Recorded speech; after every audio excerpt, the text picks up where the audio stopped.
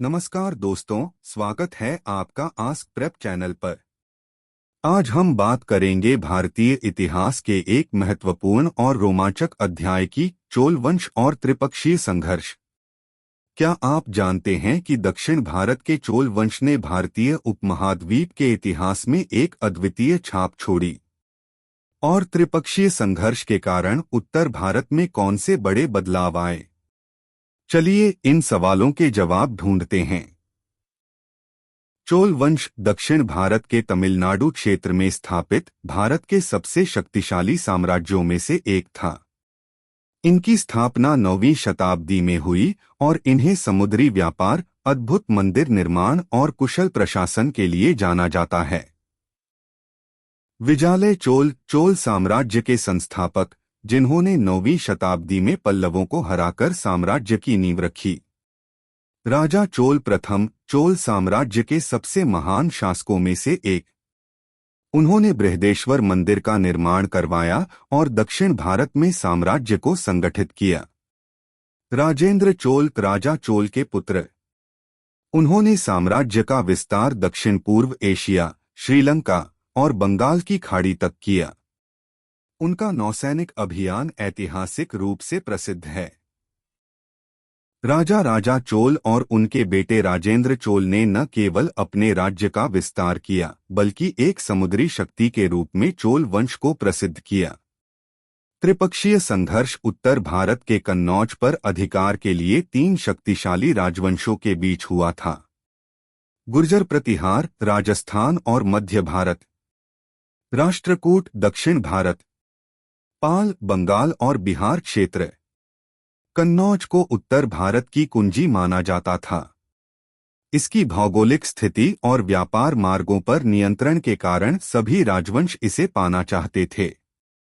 यह संघर्ष लगभग 200 वर्षों तक चला और पूरे भारत के राजनीतिक परिदृश्य को बदल दिया। हालांकि चोल वंश दक्षिण भारत में था, लेकिन उनका अप्रत्यक्ष प्रभाव त्रिपक्षीय संघर्ष पर भी पड़ा। चोल साम्राज्य का आर्थिक और समुद्री शक्ति के रूप में उभरना उत्तरी राजवंशों को प्रेरित करता था। चोलों ने दक्षिण भारत में राष्ट्रकूटों को कमजोर करने में भूमिका निभाई। चोल वंश के समुद्री विजय और व्यापार नीतियों ने उन्हें अंतर्राष्ट्रीय पहचान दिलाई, जिससे दक्षिण भारत का प्रभाव बढ़ा। चोल वंश भारतीय इतिहास में एक शक्तिशाली और सांस्कृतिक रूप से समृद्ध साम्राज्य के रूप में जाना जाता है।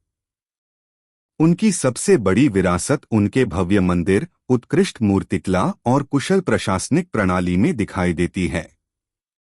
चोलों ने मंदिर निर्माण की परंपरा को नई ऊंचाइयों पर पहुंचाया। बृहदेश्वर मंदिर राजा चोल प्रथम द्वारा निर्मित तमिल वास्तुकला का बेहतरीन उदाहरण है। यह यूनेस्को की विश्व धरोहर स्थलों में शामिल है। चोल मंदिर केवल पूजा स्थल नहीं थे, बल्कि सांस्कृतिक, सामाजिक और आर्थिक गतिविधियों के केंद्र भी थे। चोल मूर्तिकला, विशेषकर कांस्य प्रतिमाएं, विश्व प्रसिद्ध हैं। नटराज की मूर्ति, शिव के नृत्य रूप को दर्शाने वाली यह मूर्ति चोल मूर्तिकला का उत्कृष्ट उदाहरण है। चोल मूर्तियां अद्वितीय शिल्पकला, बारीकी और सौंदर्य के लिए जानी जाती हैं। चोल प्रशासन उस समय की सबसे संगठित व्यवस्थाओं में से एक था।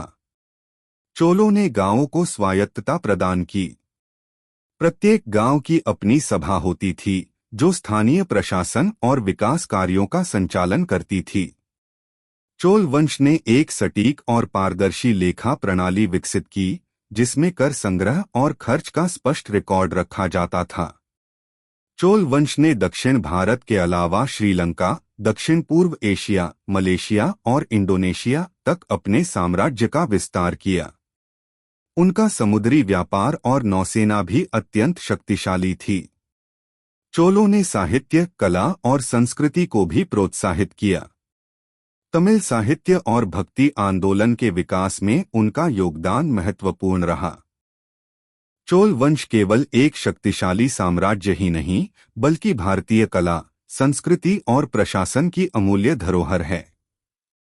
उनके द्वारा निर्मित मंदिर, मूर्तिकला और प्रशासनिक प्रणाली आज भी प्रेरणा का स्रोत हैं। तो दोस्तों, यह था चोल वंश और त्रिपक्षीय संघर्ष का संक्षिप्त इतिहास।